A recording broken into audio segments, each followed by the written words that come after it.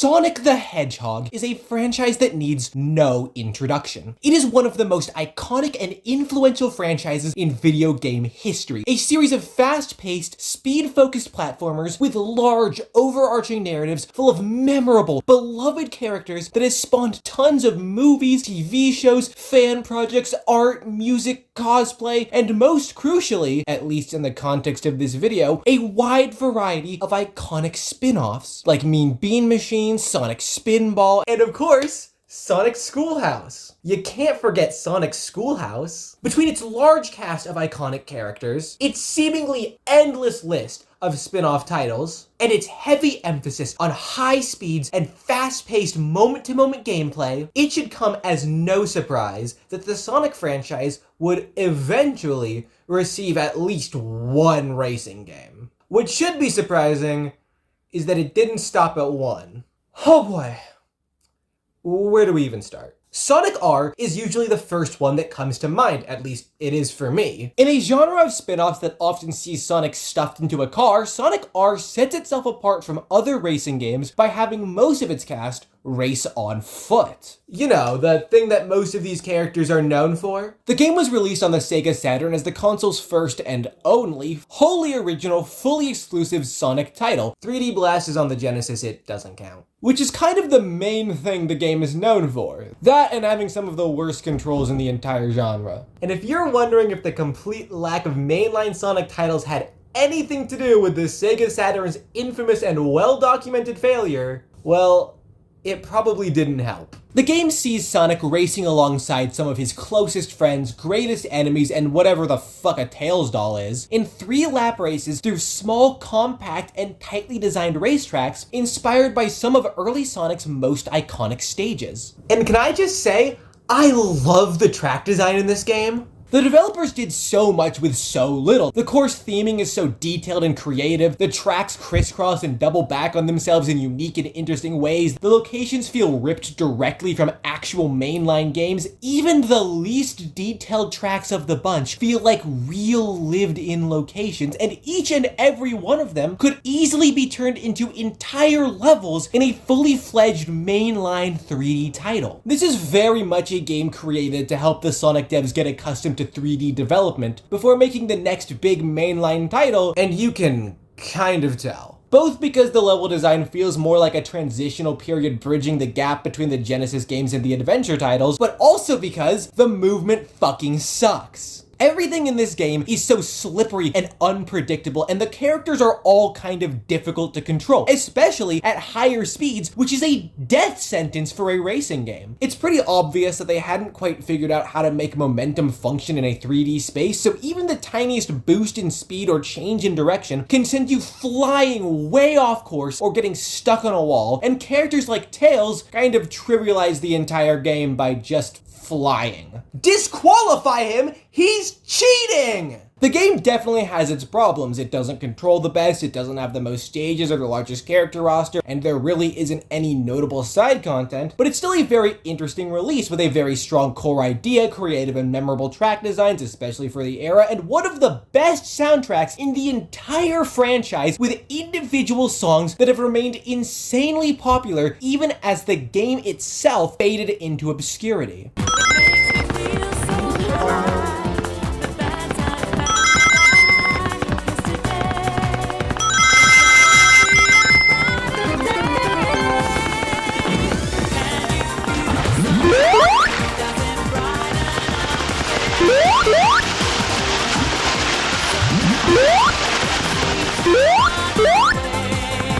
And if I'm being completely honest, I would love to see Sonic R get some sort of a sequel in the future, because this idea has so much potential, and the game barely scratches the surface. But you know what classic Sonic racing game did get a sequel? Sonic Drift is the Sonic franchise's original spin-off title. It's a pair of 2D Game Gear original mascot kart racers in the style of Mario Kart. Kind of. It's a very traditional kart racer. I mean, it would kind of have to be given its age. Complete with slower, more controlled racing, shorter, more complex racetracks, item-focused combat, and a near constant refusal to obey the laws of physics. The original game wasn't a particularly substantial release, with only 4 racers, 4 items, and 18 tracks based on the 6 zones milestones present in the original release of Sonic 1, which is actually really cool. The game would also not be released outside of Japan until several years later, which is decidedly less cool. But its sequel, Sonic Drift 2, would come to the West almost immediately and was a much more substantial title, complete with double the items, 18 brand new tracks, each with their own unique themes and layouts, and an expanded character roster, including all 4 of the first game's racers, alongside some obvious must-have additions like Knuckles, Metal Sonic, and Fang? Seriously?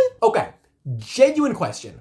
I've been playing a lot of classic Sonic titles lately, and this guy is showing up everywhere. Was he supposed to be like a much bigger deal than he ended up being? The series takes some very obvious inspiration from Super Mario Kart with its core premise, its item-focused combat, and many of its core ideas, but visually and mechanically, it takes most of its inspiration from a very different source. Outrun, one of Sega's most popular arcade racing games and a staple of the Yakuza series' arcades. The art style, the premise, the kart control, the reaction-focused gameplay, and even the control scheme are all very Outrun. Which is great because Outrun is fucking awesome! I mean, if it's good enough for Kiryu, it's good enough for you. These are honestly very solid games that are largely held back by the visual and mechanical restrictions of the hardware they're on, not to mention its sales numbers. And while the series definitely could have and probably should have seen a few more entries, it's honestly a good thing that it didn't, because then we might never have gotten the All-Star games. Sonic and Sega All-Stars Racing was, for a little while there, Sega's premier racing game and crossover franchise, and remains my personal favorite. It started out as a minigame compilation for the PlayStation iToy, a PlayStation 2 accessory that allowed PS2 owners to control gameplay through a webcam that oddly enough predates the Xbox Kinect by 7 years, fucking sure, before being rebranded as an honestly surprisingly well-made tennis game that I enjoyed so much that I made an entire video about it and then never played it again, before permanently setting into the kart racer genre, where it would remain for 2 entries before disappearing off the face of the earth. These are very solid, content-rich, and mechanically deep games that do a lot to set themselves apart from their Nintendo counterparts with their wide-open tracks, de-emphasized items, and genuinely engaging single-player campaign, all while prominently featuring a large roster of iconic characters and locations from all across Sega's classic library. And also Wreck-It Ralph and Team Fortress 2 for some reason, due in no small part to the beloved characters in its iconic roster. Looking at you, General Winter. Sonic and Sega All-Stars Racing has garnered a large and passionate fan base, with many of its fans even arguing that it's better than Mario Kart, which is definitely an argument that can be made. But more than anything else, it was the games' rosters that made them truly special. Many of Sega's classic franchises have seen substantial high-quality revivals in recent years, with more on their way, but the All-Stars Racing games were released in a time when the majority of Sonic's most iconic franchises were in the midst of what was quickly becoming a multiple-decade content drought. So to many fans of classic Sega, these games existed as a beacon of hope in an era where Sega wasn't all that interested in releasing new content for many of their popular franchises, with several characters, locations, and entire franchises showing their first signs of life in years in these games, and giving fans hope in a time when they would have otherwise had none. Or at least they did, until Sonic finished cannibalizing the series. Team Sonic Racing was the immediate follow-up to the All-Star Racing games, and Sega's next attempt to shake up the kart racing formula. The game's core mechanic is 3-person team-focused gameplay, clearly inspired by the core mechanics of Sonic Heroes, but nowhere near as interesting or fleshed out. Which